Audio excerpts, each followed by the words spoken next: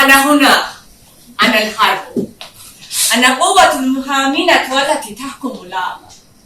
لا أحد قادر على منع أو إيقافي.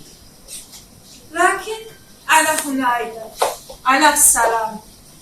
أنا قوة والتي تشفي جروحا وتبني المستقبل. أنا الذي يمكن أن يجلب رخاء ورفاهية للناس. أنت فقط كن وادي ضعيف.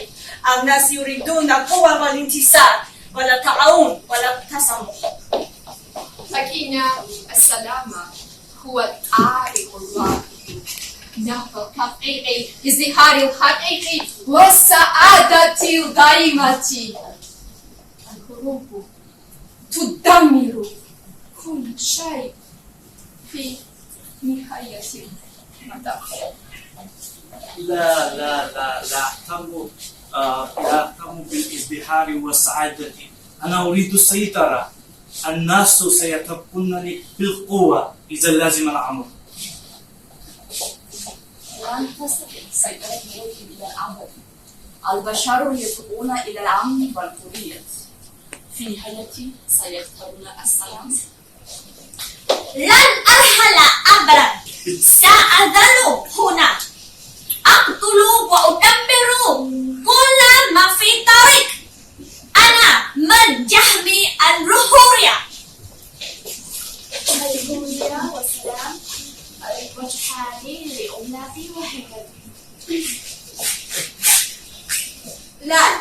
لن تتحقق السلام بدون، لكن في النهاية سأنتصر. السلام هو مستقبل الحقيقي للبشرية. لا أنا سأنتصر.